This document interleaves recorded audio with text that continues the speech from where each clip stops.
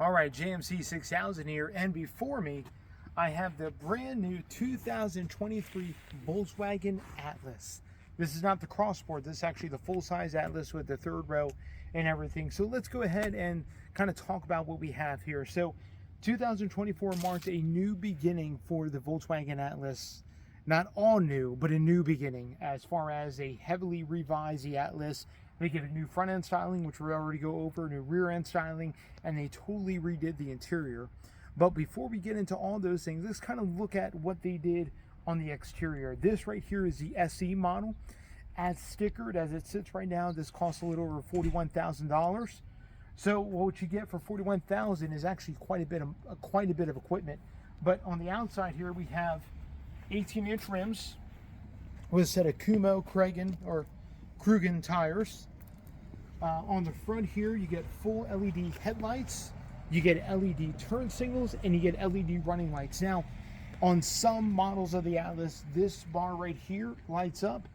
On the SC, it does not. Only this to this lights up. This particular model does not have fog lights. Got these kind of blocker, fake vents right there. But everything else is very much vented right here and right here. All that, it takes in air. And then we have full LED headlights right here. You also get some nice driving lights up here, which kind of act like fog lights, but not really. So let's come around the side. One of the things, again, the whole front end's been restyled for 2024. Also, we have LED turn signals. And then around the side here, we have the lightly restyled rear end. The rear end tail lights have gotten a little bit bigger now. We have a chrome bar that goes all the way across to the other side.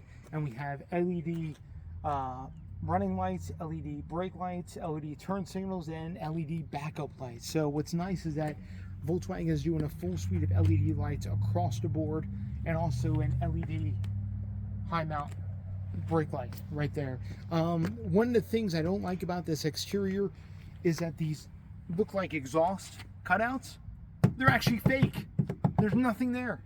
The exhaust actually empties out underneath, and there's a muffler mounted underneath. And then this right here is just a full width reflector. All right, so let's go ahead and talk about a few things. Let me actually open up the back end, and then we'll talk about what's underneath the hood. So right underneath the Volkswagen symbol. This is the back end of the new Atlas, just like it was before, nothing really different. These back seats are very easy to kind of push down. You got some stuff, you got a little first aid kit, you got some nice floor mats, and then you have underneath here, got a nice cargo area right there with a donut spare tire, jack, and everything. So you got some nice storage underneath here. All right, these back seats kind of fold up just like that, and then you can move the headrest from there. There we go. All right, now let's go ahead and talk about what's underneath the hood of the revised Atlas. I want to thank AutoNation of Spokane Volkswagen for letting me borrow this vehicle for review. And underneath the hood, see if I can remember where this release is. It's somewhere. Oh, right here. It works it over here. It's kind of unique. Anyway, underneath the hood of this Volkswagen Atlas, we have a heavily revised 2-liter turbo engine. It builds on the TSI platform.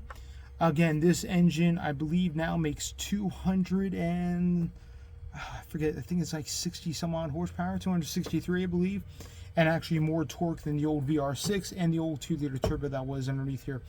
One of the things I will say about this 2-liter turbo is it is actually a lot smoother than the old 2-liter turbo that came standard in the Atlas. And this engine does have quite a bit more zip and pip, quite a bit more zip to its step is what I meant to say. That we'll talk about in the driving portion. So let's go ahead and go into the driving portion of this video, and I'll see you in the car. All right, welcome to the driving portion here in the 2024 Volkswagen Atlas. On the highway here, doing about 70 miles an hour, and I want to talk about a couple things in the driving portion here that I want wanted to highlight that I feel need to be highlighted in this Volkswagen Atlas. Number one, I really do love how the adaptive cruise is now standard on every single trim level, especially in this SE, and it works extremely well. I've been pretty impressed with that. Power, again, from the new 2-liter, not only is it extremely smooth, coupled with the 8-speed automatic, but also this 2-liter seems to do very well with its power delivery. It's very linear. It doesn't seem like it runs out of breath. In fact, it shifts right at 6,500 RPMs, which is unheard of for a turbo engine. They usually shift a lot sooner and quicker. But power delivery is very smooth, very linear, and I've been pretty impressed with it so far. It's not like, wow, I wish we had more power. It seems to be doing pretty well for the size of the vehicle that we're in and those things. So anyway, love the integration of Android Auto, as you can see on the screen here, and the digital display cluster in front of me works very well. You can choose different views, different modes. You can choose this view here, which is about blocks. You can choose this view here, and then I like looking at the classic round gauge cluster, round dial kind of a view. But anyway, as we can tell in the interior, one of the things I noticed, well, not only the powertrain, but with the vehicle itself, with the Atlas itself, is how smooth it is. This vehicle is very smooth in how it drives and how it reacts and how it responds to divots, bumps, potholes, different things. It reacts very, very smoothly. And this is a very different driving experience than what you get in the Mazda CX-90. The Mazda CX-90 is more sport-oriented, more sport-focused. This, on the other hand, is more comfort-oriented with its cushy ride and everything else, and just how it drives, how it feels. If you want, you can always go to the mode button, and then you can bring up your sport mode, your custom off-road, snow modes, eco. I usually run in comfort mode, which is kind of like Volkswagen's normal mode. So nothing really too fancy there. But anyway, this has been the driving portion. Nothing else to report. The steering is nice and light and devoid of feel. There's not a lot of feel, not a lot of feedback coming through the steering wheel, but I wasn't expecting that. I mean, you got to look at what this vehicle is and what its purpose and mission is. It's not really meant to be a sporting driving machine, but anyway, it's a bit amazing vehicle. So anyway, you guys be blessed, and we'll catch you in the next portion of this video. Thank you so much. All right, welcome to the interior of the 2024 Volkswagen Atlas.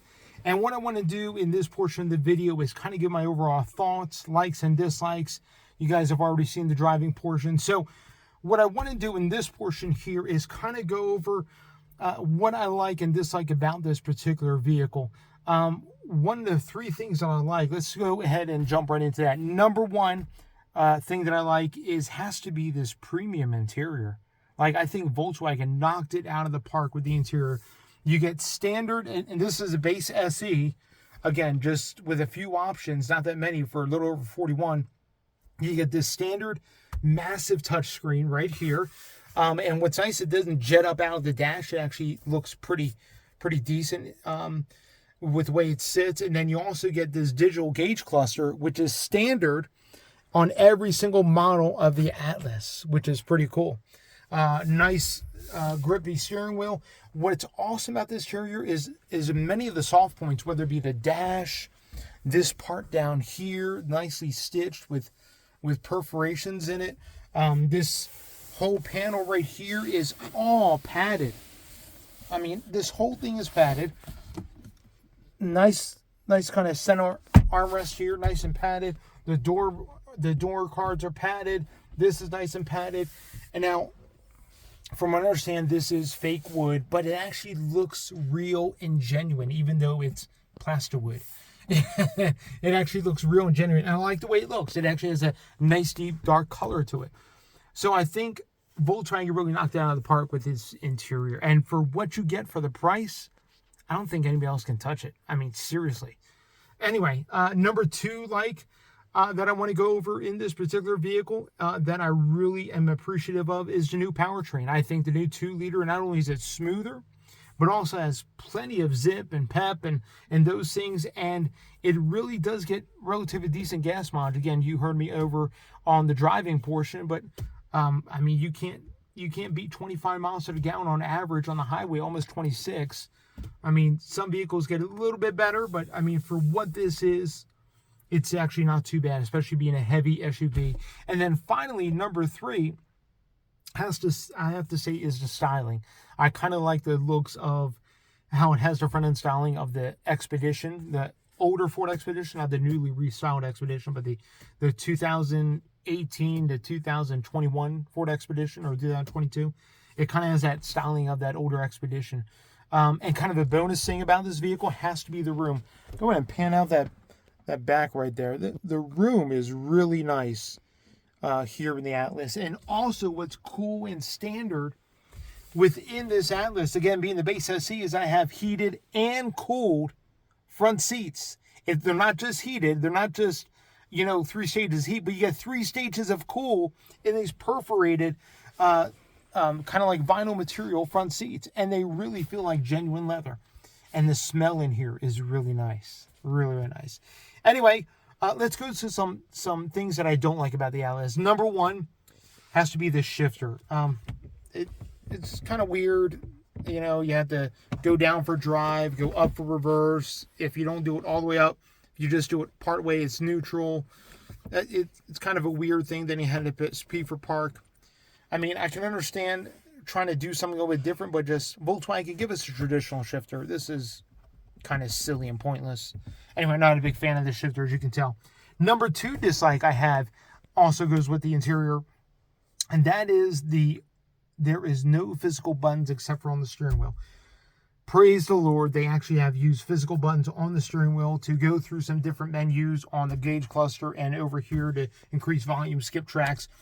But if I want to change the temperature, I have to use these touch-sensitive buttons. They're not actual buttons. And capacitive touch if I wanted to do volume here. And then you have these capacitive touch if I want to get the climate, mode, assist. The hazard is actually a button, but that's about it. And then, so those are kind of a little finicky there.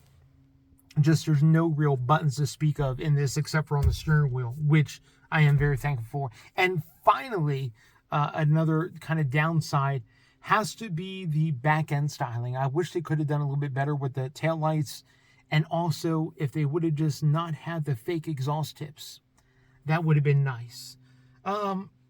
Overall, the way the vehicle drives, again, I went over in the driving portion, but I really do think this is a solid vehicle. If you don't mind not getting the most best gas mileage, but you want the most feature content vehicle available, this is it.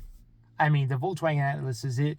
And I think Volkswagen did an absolutely amazing job with this version of this latest update on the Atlas. If you guys have any questions or comments, please hit me up on the comments section. Love to answer those. Love to answer any questions that you may have. Anyway, you be blessed. Have a wonderful day, and I'll catch you on the next one.